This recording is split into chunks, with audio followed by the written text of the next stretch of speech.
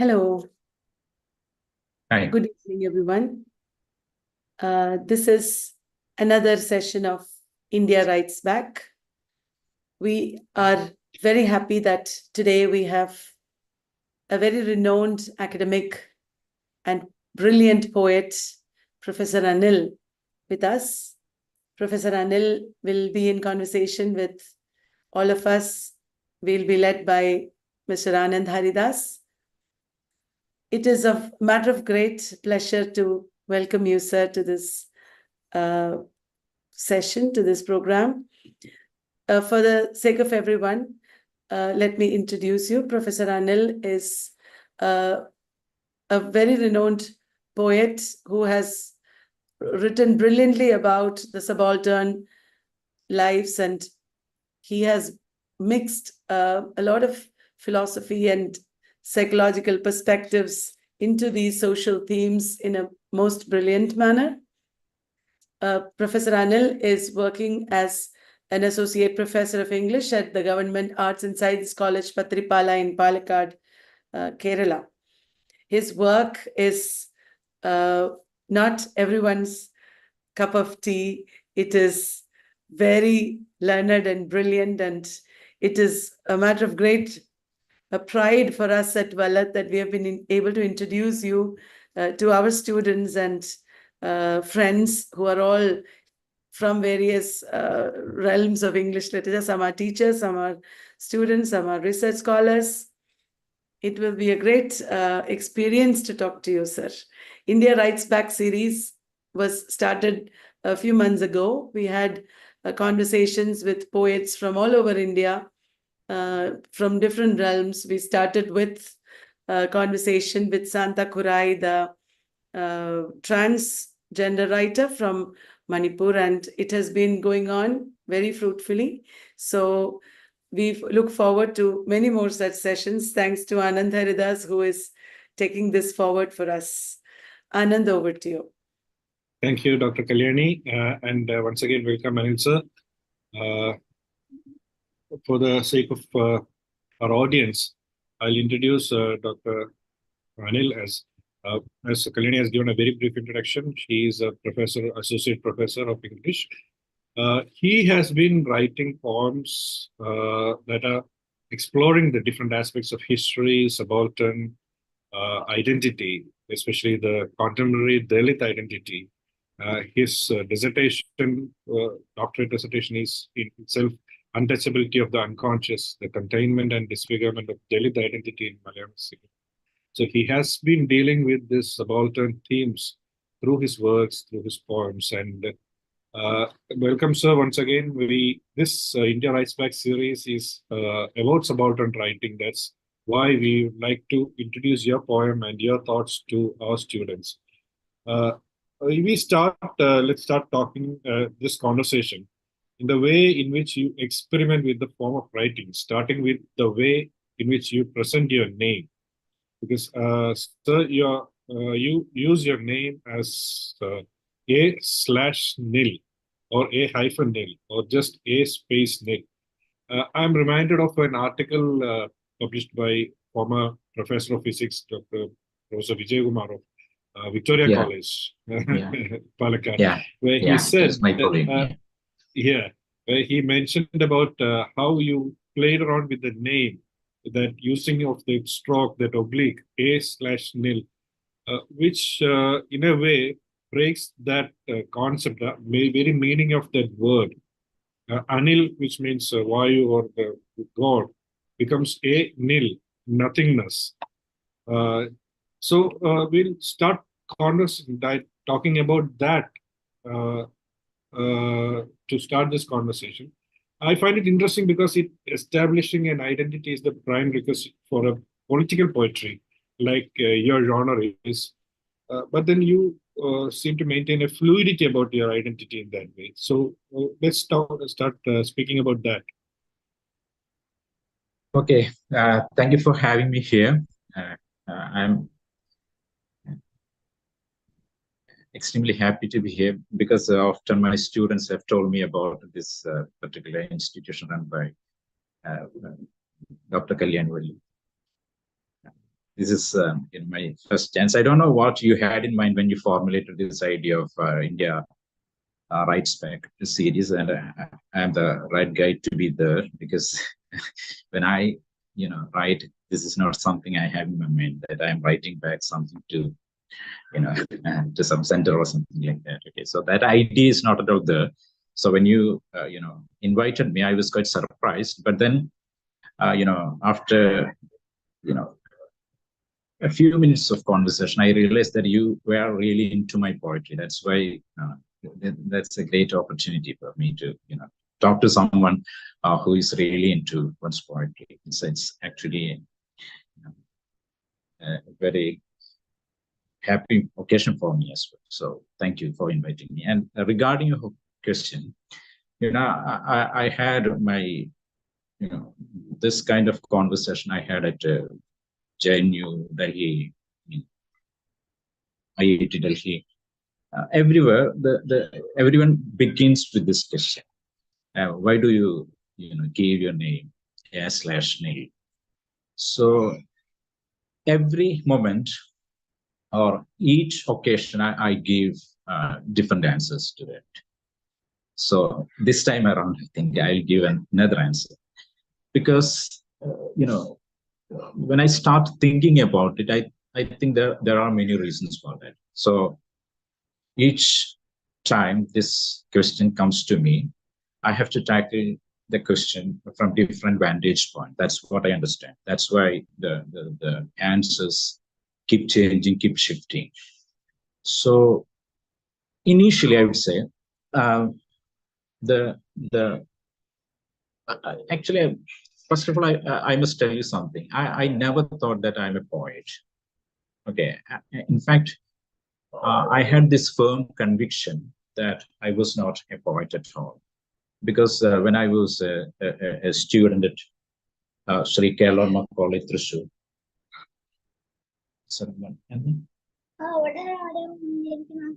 In the parcel. Okay, so yes, sorry. So when I was at Kelorma College, just after completing my MS, I was awaiting my PG results, and then I read the poem of Osip Mandelstam, the Russian poet.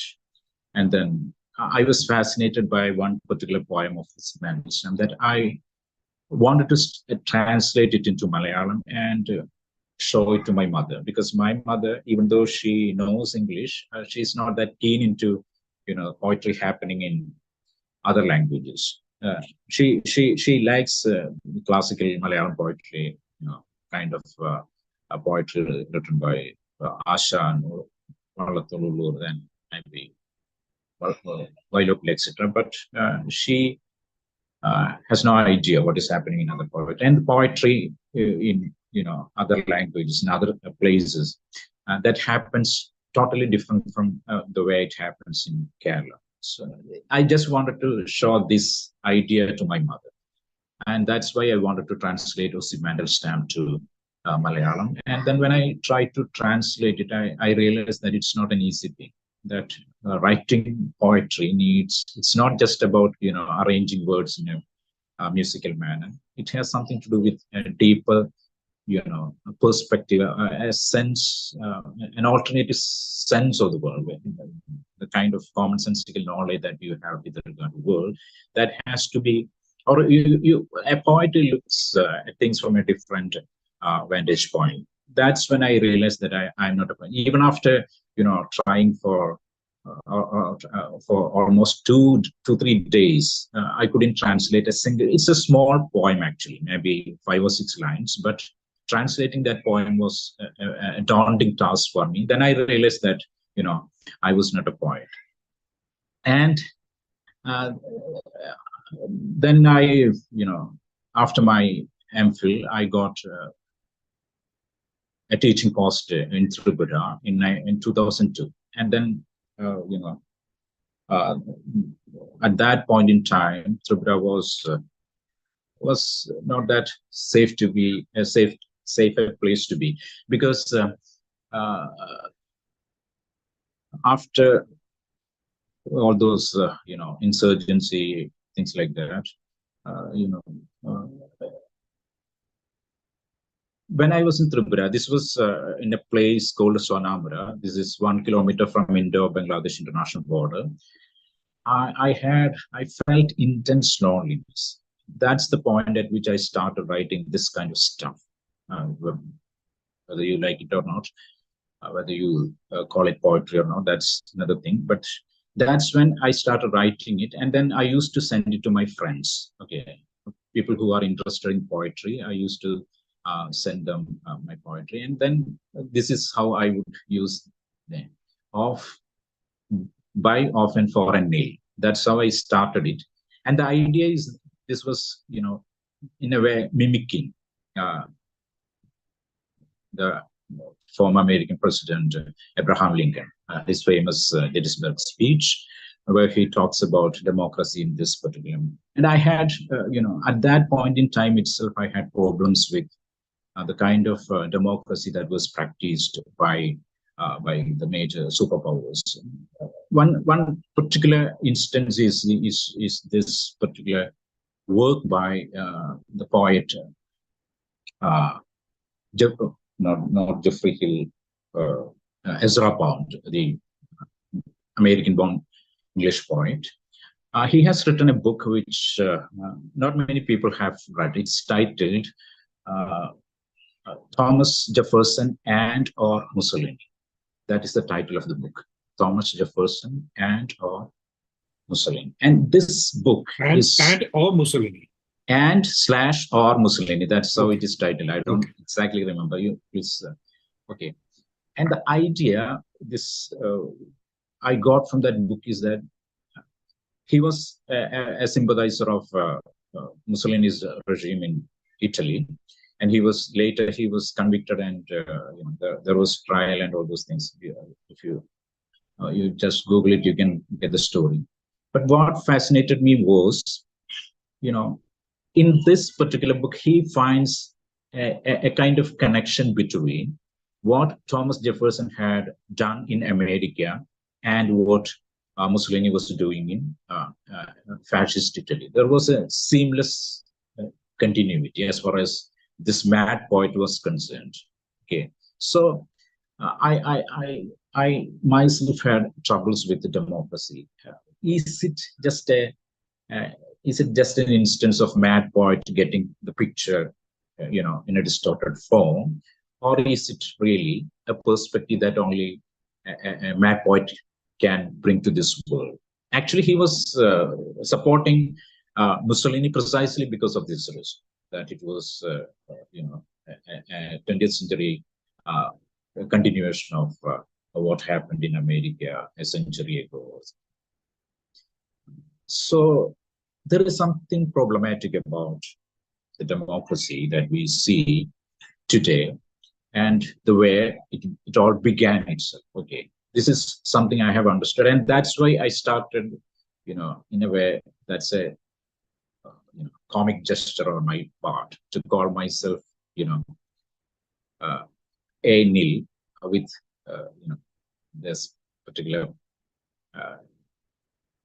definition given by Lincoln, prefixing it. And then when I sent this work to my publisher, Anand Navayana, he told me that it's better we leave the first part and then we stick to just a/me. Okay, that's how it happened. I don't know if it has, any.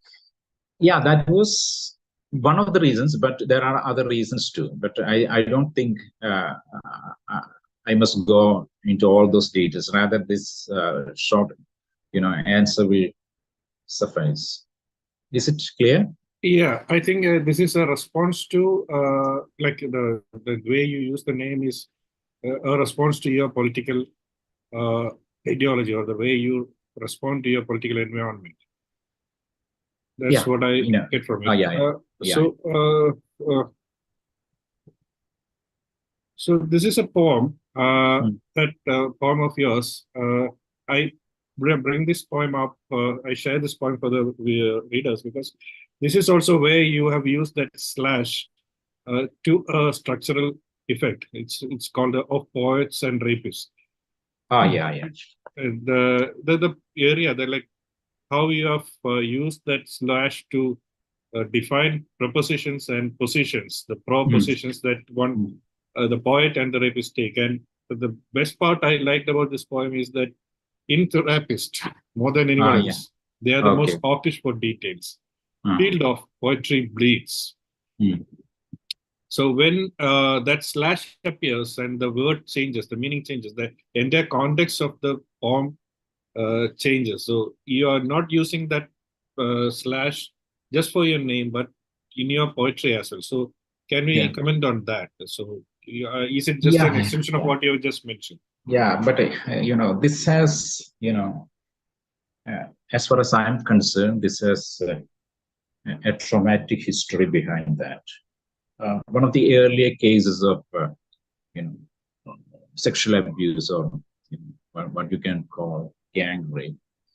This was in my school days in the 90s, which was, it was reported widely by our newspapers.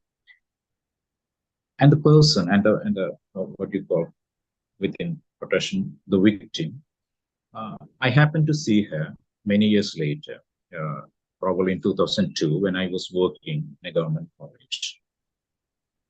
And that woman, she was working in a government institution. I don't want to name her. I don't want to name the location, etc. That's not required. So I was there with one of my friends who is also a college teacher. And he is from a very so-called elite family. His father was a professor in a reputed college. And then someone told us that that woman, pointing at this woman, he said, no, somebody told us that this is that particular person reported in our media and all these things. And after the other person had left, my friend actually asked me, how is it possible for this woman to come and work here? It's a kind of, a moral concern. And I was shocked by that question because,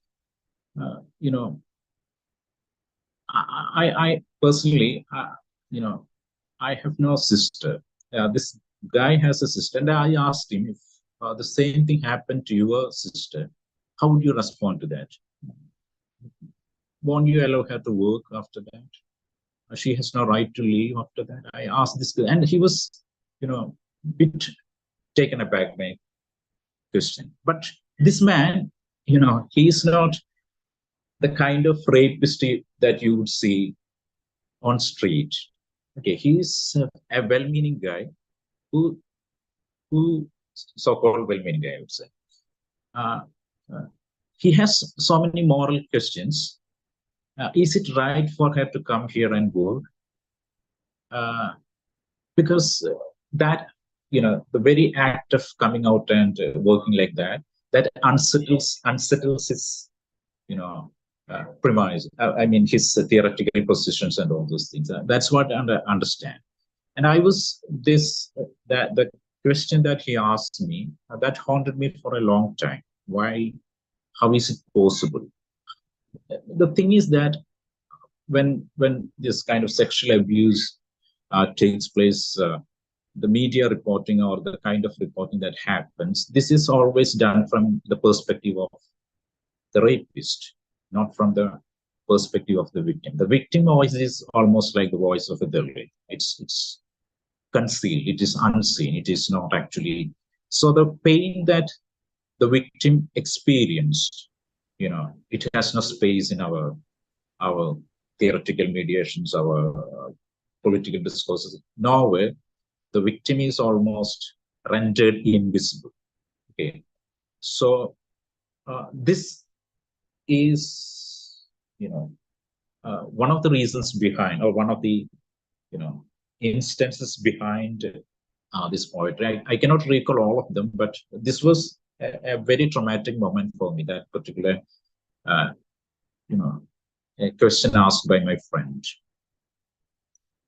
So that's why it's positions, propositions, etc., the propositions, etc. And then the rapist and therapist, that connection. Okay. So that's how you go into the details of the incident or the crux of the poem. Yeah, anyway. Yeah. I don't so know if it that is brings, the text now. okay. Yeah. So that brings me to the next level, that observation that I've made about your poetry. There are a lot of intertextual references in your poems, without not much of a pointer or a glossary for the reader. At the same time, the way you have designed your poem leaves a lot of space for the readers to draw conclusions of their own. What I particularly refer at this point is the poem called Habak, who is a prophet who lived, who was supposed to have lived in 600 BC, 612 BC. But even though the title of the poem is Habak, named after the poet, the prophet, I found the poem to be very romantic, passionately romantic. While the poem is about the preachings of Habak, I think he has left only one book to learn about him, and there are no biographical details about Habakkuk available. So whatever teachings that Habakkuk made were about moral corruption. Whereas your poem, he uses that name of that prophet and talks about infinite love. Let me just. Can you please tell me on which page actually? One second. It's on page. One second. I can't just. I'll pull the point.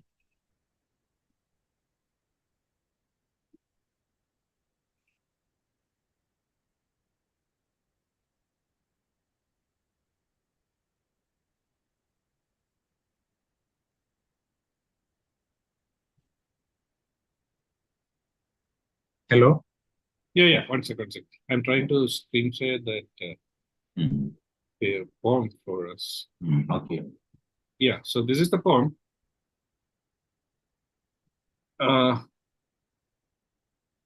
It's titled Habakuk. It says, lives in the unguarded dime, dotted swollen by the bite on a kissable road. Okay. Antediluvian Colossi, filled with infinite love, the aphasia of sudden joy, holding the face closer to the lips, a bite back. I love you in the lessest audible. That is only for you, don't tell others. Only women are capable of such depth, moment of infinity, untimely rather. And then comes the lines that I love most. The dead do not lie. That's why we call them the dead. So that's the point where I found that Habakkuk comes into play. So that's ambiguity that I found in that poem, where you brought in that prophet who stood against moral corruption.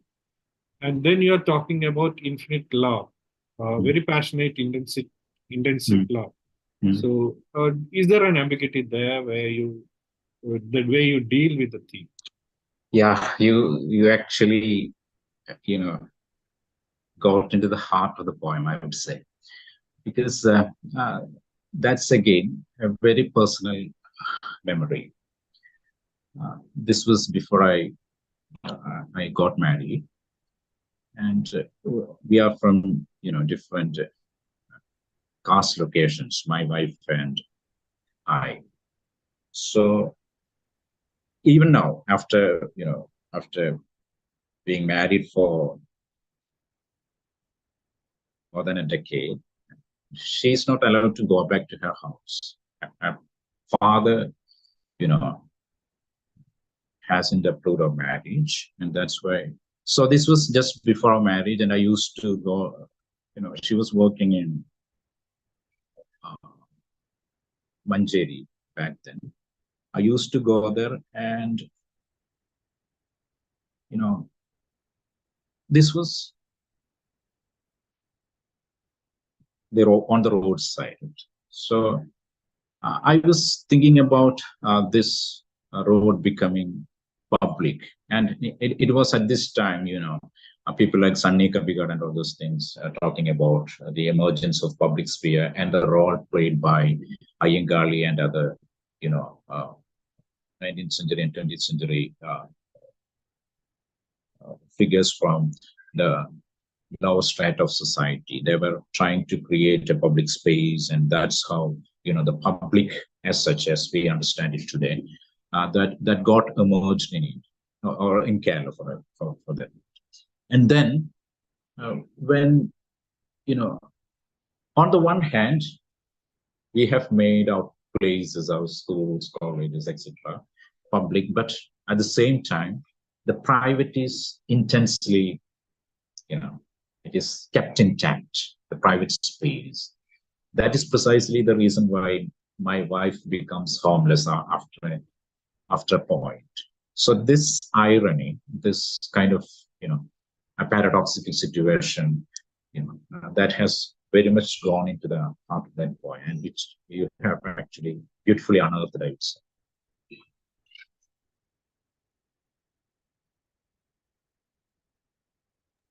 So this is a very personal connect with the poem that has got a very personal connect with your life. It's very interesting to note that.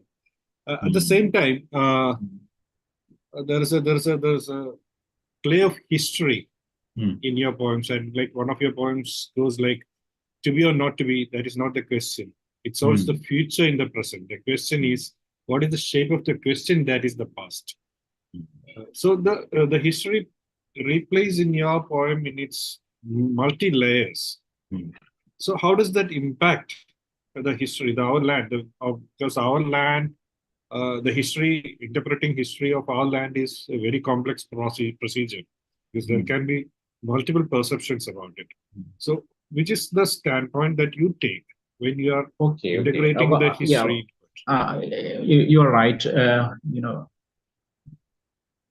When subaltern historiography came into being in early 1980s, I think this came out the first volume came out in 1981, which was brilliantly prefaced by Ronajit Guha, the first editor of the series.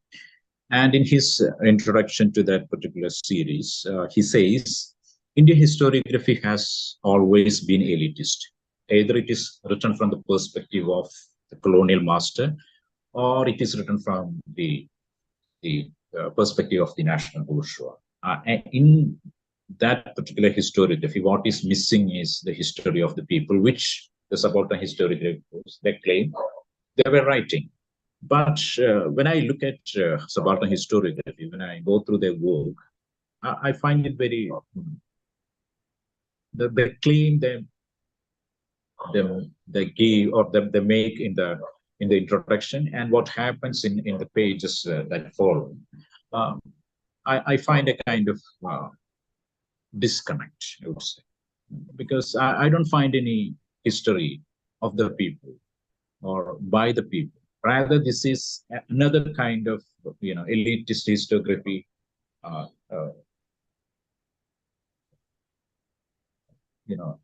that comes out in the form of people's history. It has nothing to do with the history as I understand it, because that history is produced from archival resources, mostly kept in libraries and places that are not accessible to common people. So there is another way of understanding history, the kind of stories told by my mother, and I would say one instance. In my childhood in Malayalam, they would say,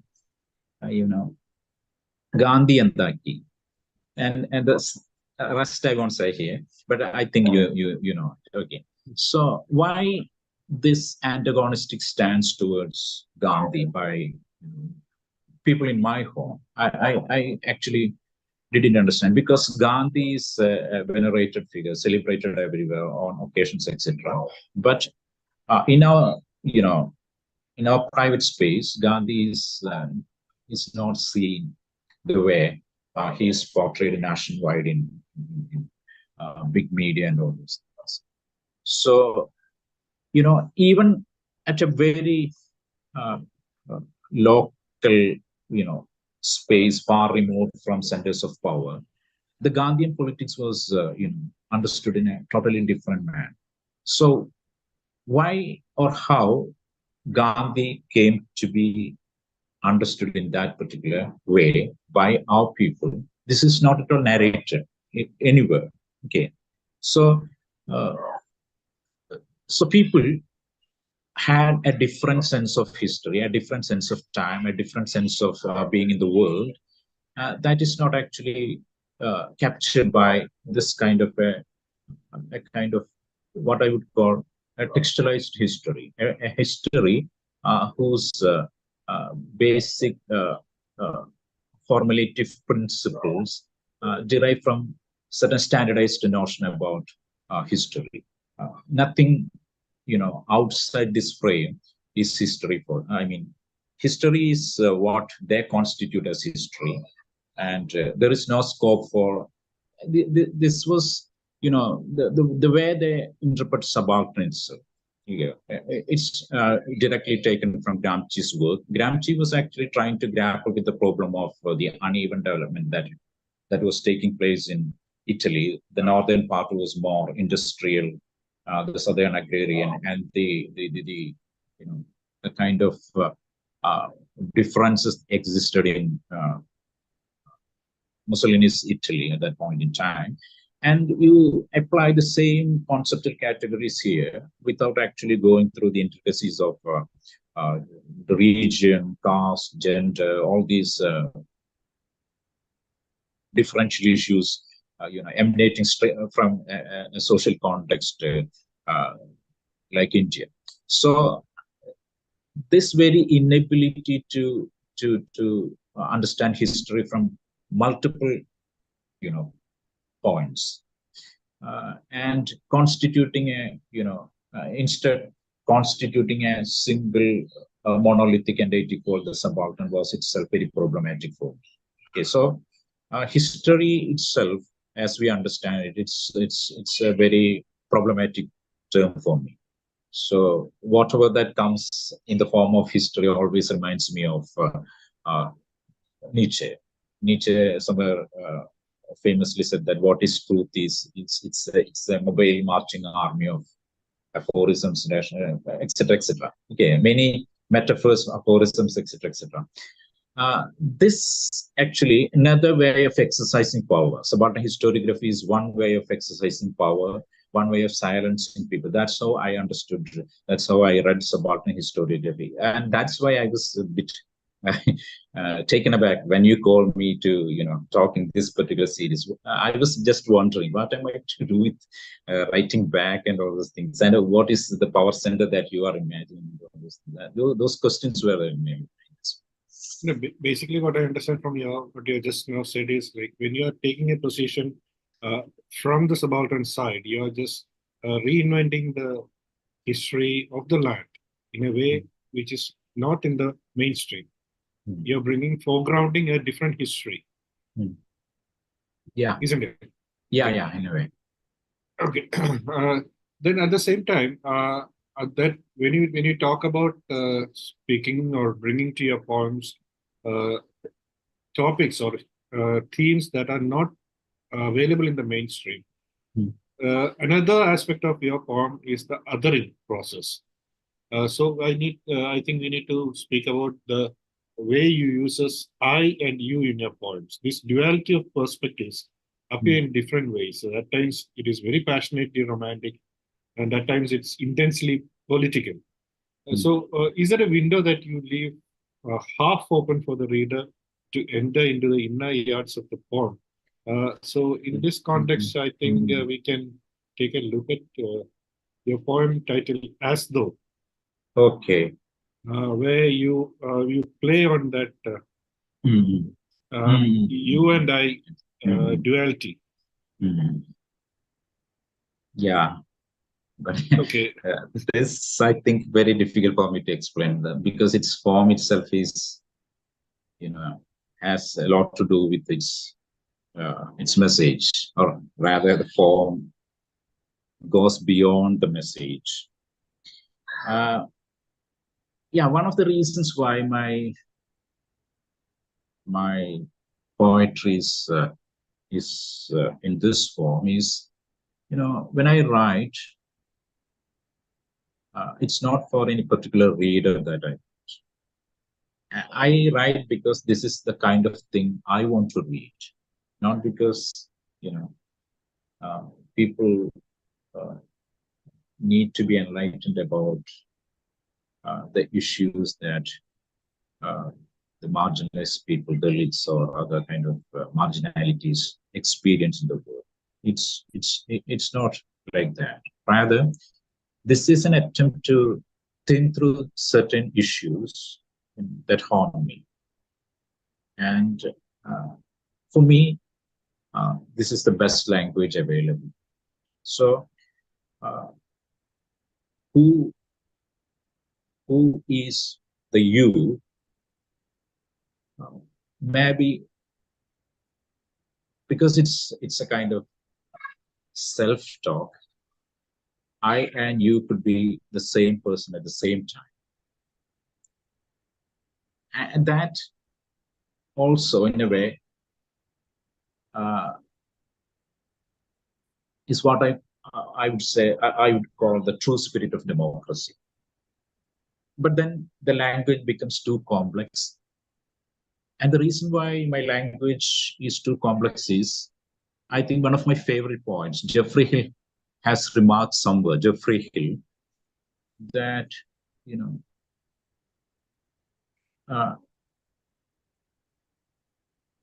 to put things in simple language is actually the way of the masters, the rulers, okay, the rabble-rousers. Rather, if you are democratic, your language will be complex because the other has to take that effort to understand you, the kind of effort that you are putting into words, the kind of trauma that you place in your words, the kind of pain that the person has undergone.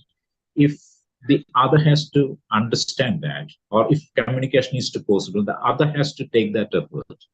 If you are not ready to take that effort, then actually it's almost like falling into the trap of the ruler. You believe whatever the ruler says or the tyrant says. Here, it's a democratic invitation. The other can participate provided he or she is ready to take that particular pain. And so one can say that I is I and you at the same time, and you also the same. Does it make sense? Yeah, it does. But also, I would like you to discuss about the way you have designed the structure of the poem. Like Okay. I've been looking at this poem where you start from the where too far my flight after departing from me, spiraling down like a vulture onto a quarry. Like from there, you reduce it to very minimal you and I, hence you and I. So even it's also way, like a vulture, yeah. So you bring that visual effect in the way you align the poem also. And there is this poem also here, Forever the Dust. But I had never thought about it the way you just mentioned. Okay, this is yeah. So sudden revelation for me. Yeah, it's almost like a hawk's view. Yeah, hawk's view, like narrowing it down to the very basic elements called you and I. The same thing I experience here also, Forever the Dust, where the design of the poem, the way you have aligned the words or the lines, that also narrows down to very pointed elemental things in that you want to communicate with through the poem. The stamped multitudes exhausted like many men before me. I set the sky well above me, but the setting void is another thing. One more less, and still one, and still and a.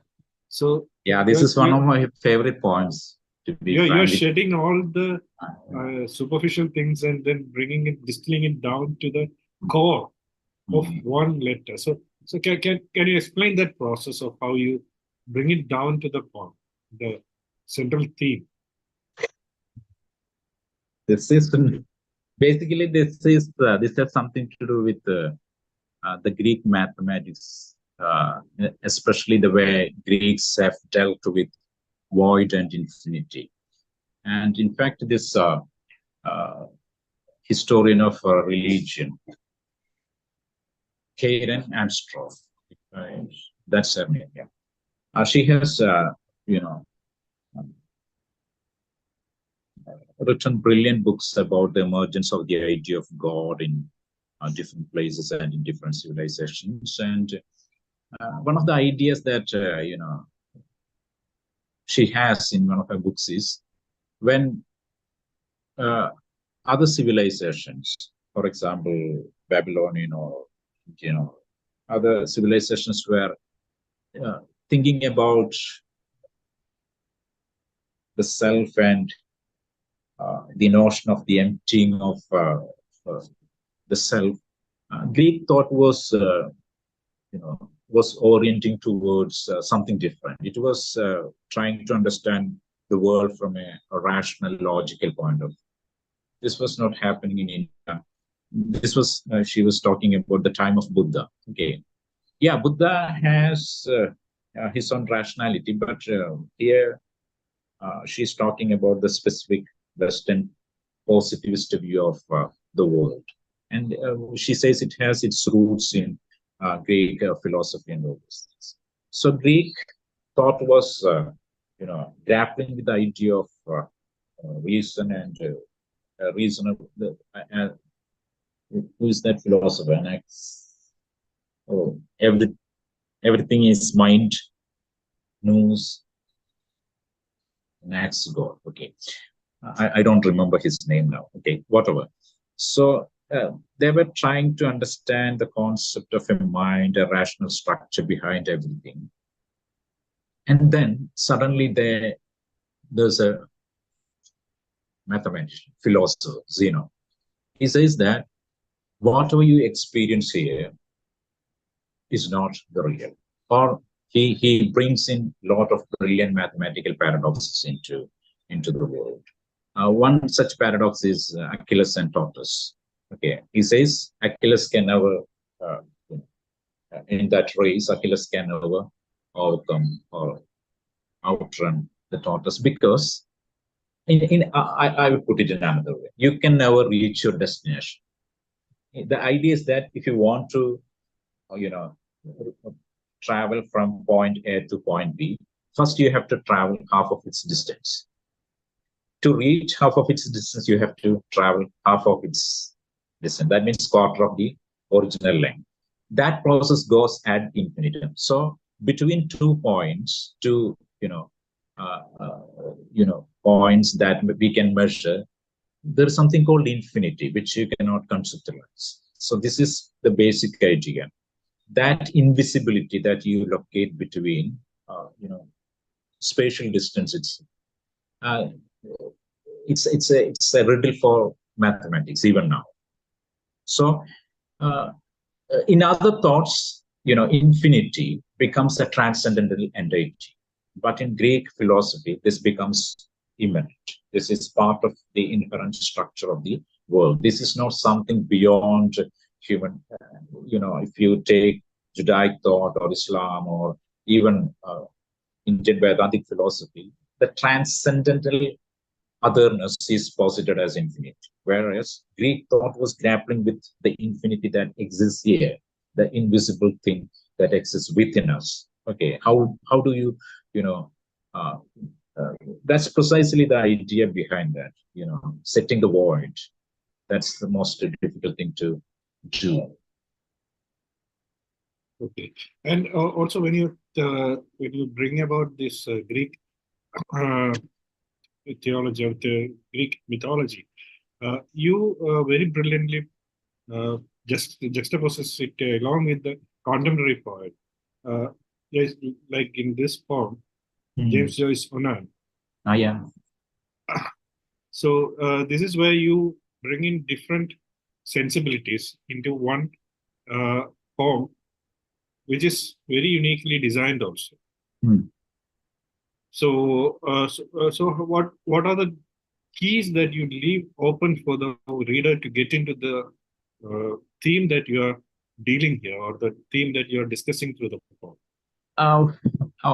I think only if you are familiar with James Joyce's work, especially Ulysses, that this poem would make sense.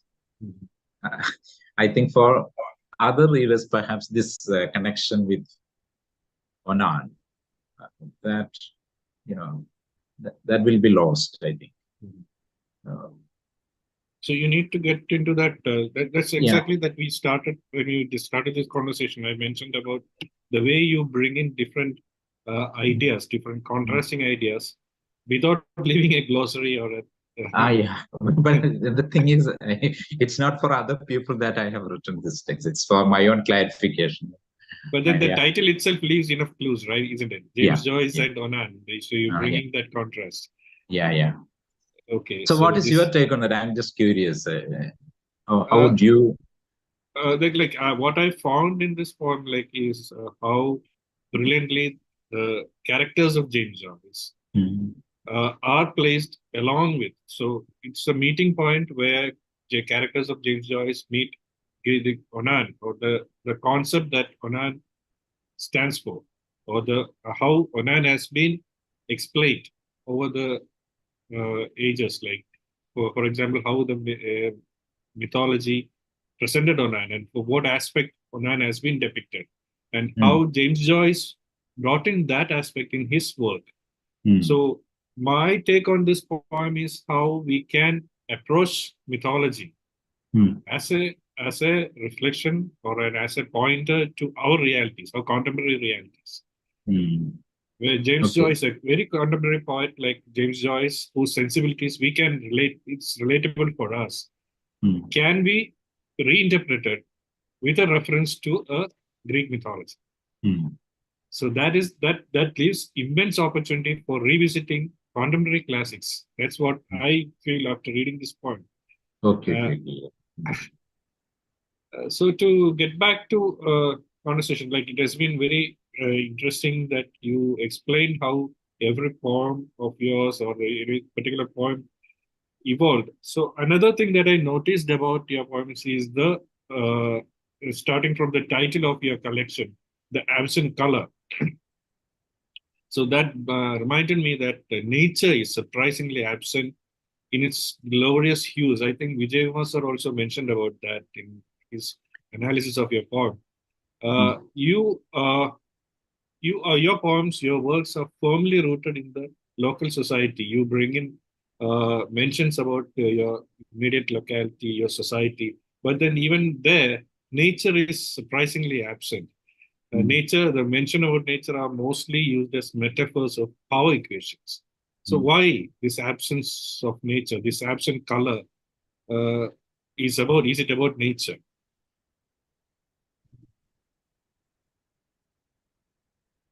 The kind of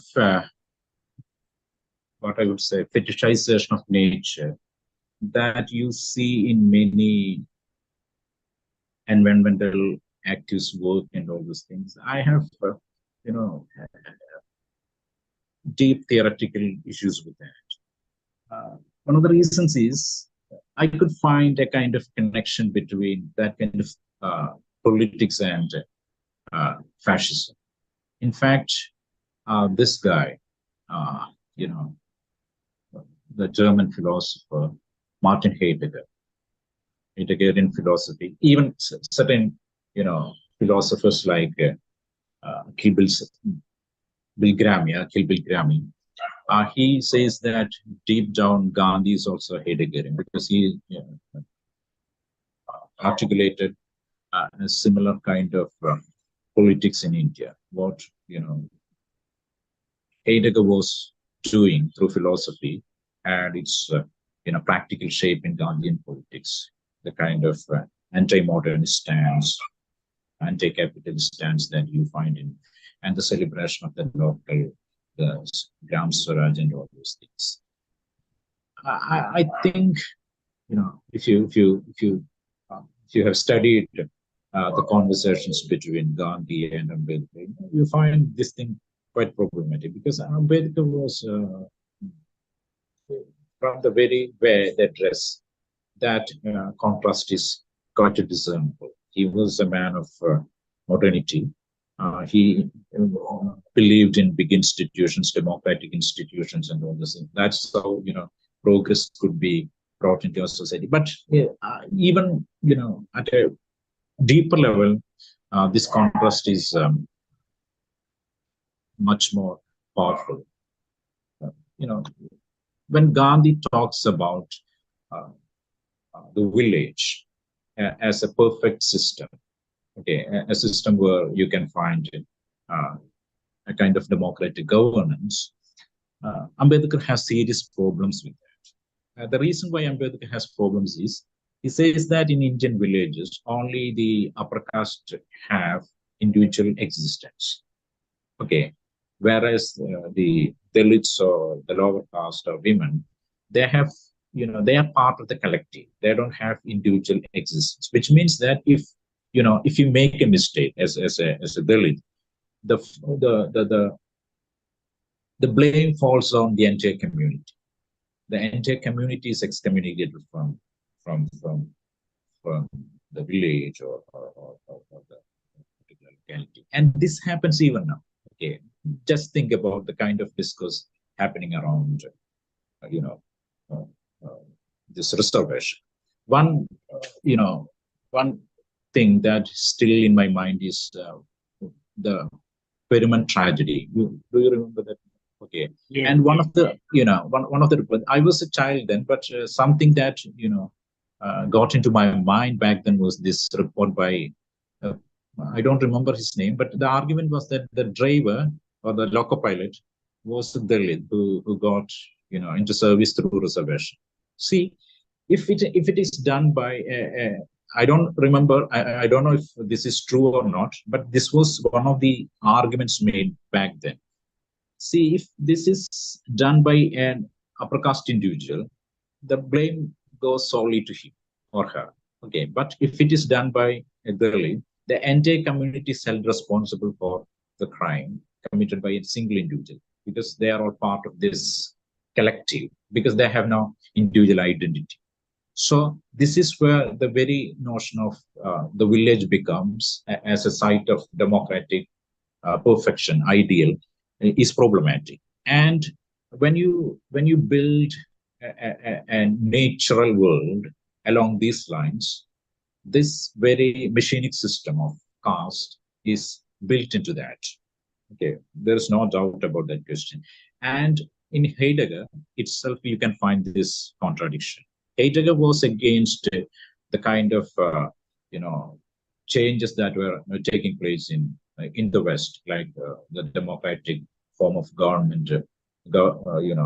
You find in America, or the kind of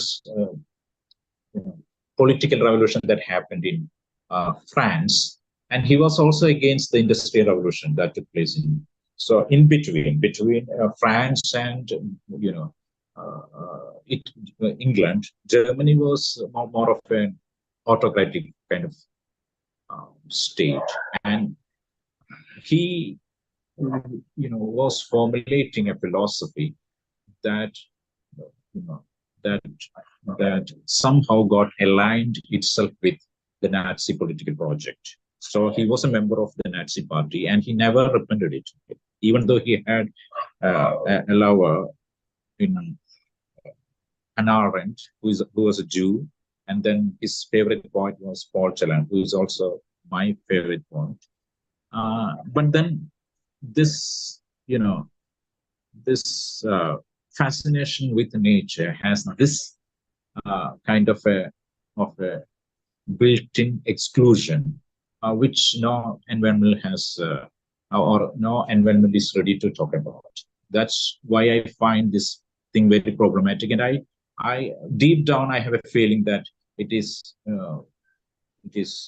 firmly connected with every kind of fascistic project.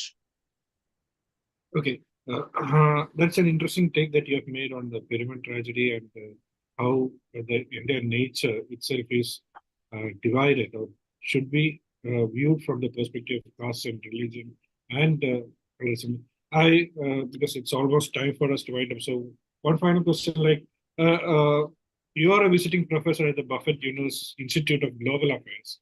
Okay. And a part of the Race, Caste, and Colorism Global Working Group. That's very interesting because the conversation that we are having here, the issues that you have flagged in this conversation, this reflects in the working group, the global working group that you are part of at the Buffett Institute of Global Affairs. So can you explain this for the students and how this works and what are the objectives of this working group that talks about race, caste, and colorism? So actually their focus is on the UN Sustainable Development Goal 16. That means to build peace and justice and strong institutions which would fight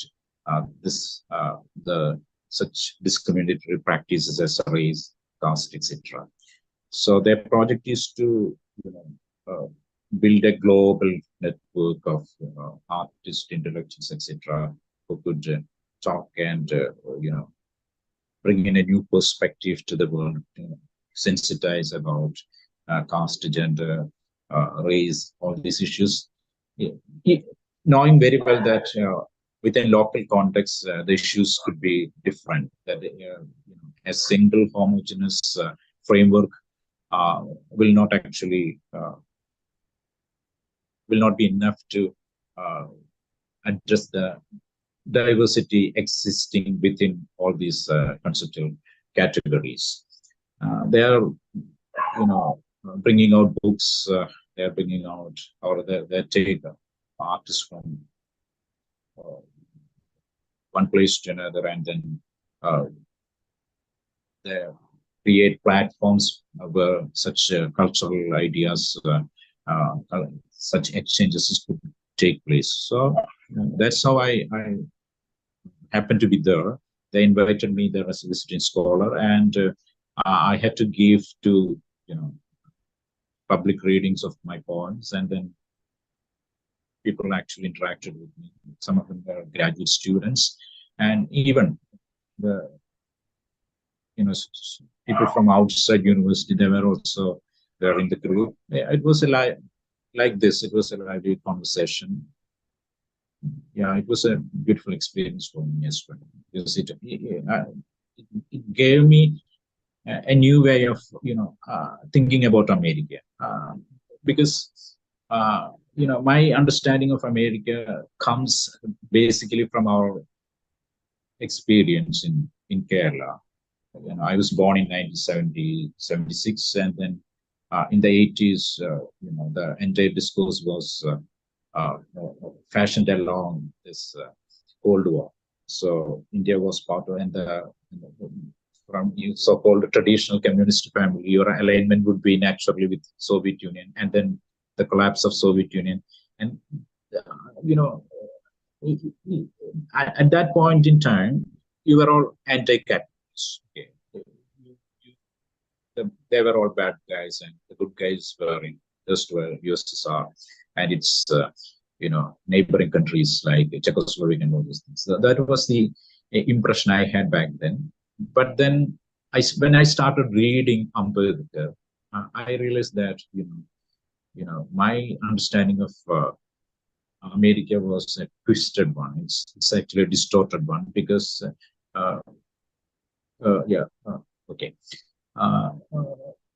that America offers a new way of being in the world. It's about social democracy. It's about democracy. It's about social justice. It's about identifying groups as separate entity capable of being represented within the democratic system as well. These ideas are quite new to me, and I knew.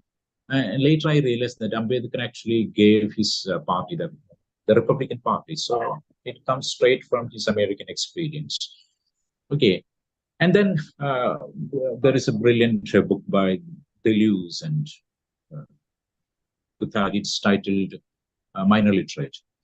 In that particular book, if I remember it correctly, they talk about Kafka, and they talk specifically about Kafka's America. And in Kafka's America, that world is perceived just like it's in Henry James. It's perceived antagonistic to Western Europe, Western Europe has long history. It has rigid structures. It has its own systems of exclusion. It has its own system of putting people in place. The space is very narrow. But America is compartmentalizing people. Compartmentalized spaces.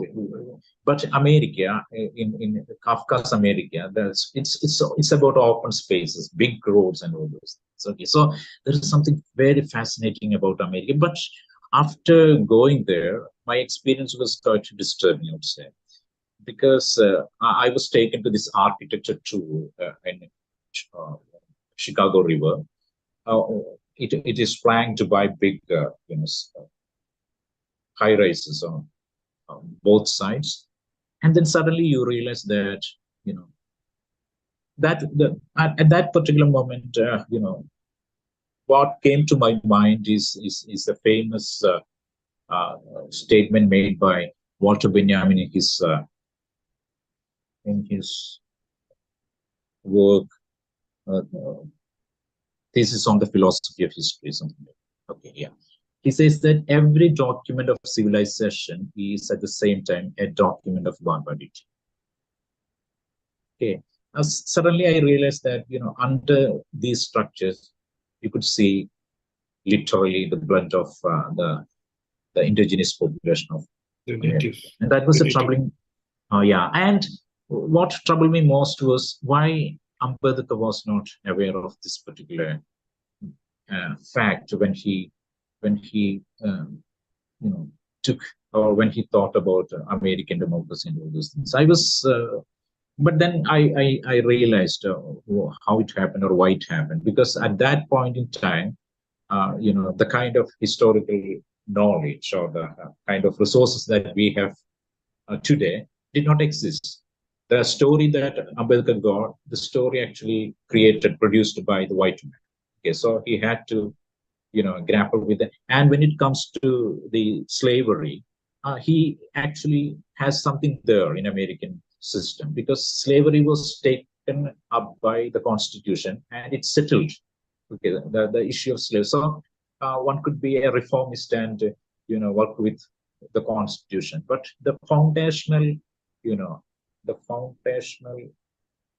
violence that has gone into to the creation of this democratic state, that is forever invisible in Ambedkar's perspective.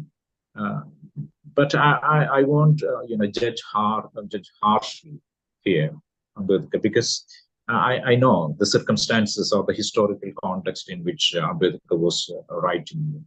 So yeah, this is an interesting project, but at the same time, this has given me a new perspective about America. I'm actually writing about that, and maybe it will come out in the form of a book next year. So yeah, we eagerly await that title, because you are talking about another absence, just like the absent color in your poems. You will be talking about another absence in history, in the social structure and the very institution of democracy. And sir, it has been a wonderful experience talking to you. You have given us the keys to understand the poems that you have written and the political stance that you have taken. I would have loved to go on talking about your poems and your stand on films, but for the shortage of time, I have to end this conversation. So A/Nil or Dr. Anil, which the poet and academic, you bring in a different perspective, different layers of history, social knowledge, and contemporary realities into your works. So as we await your new book on this absence, I hand it over to Kalyani to wind up the session. Thank you, Doctor. Thank you. Thank you, sir. Thank you very much. What a brilliant way of looking at life and society, politics, and literature. It was the greatest pleasure listening to Professor Anil, as you might all have experienced. The most important thing about education and literature is these conversations that we are lucky to have.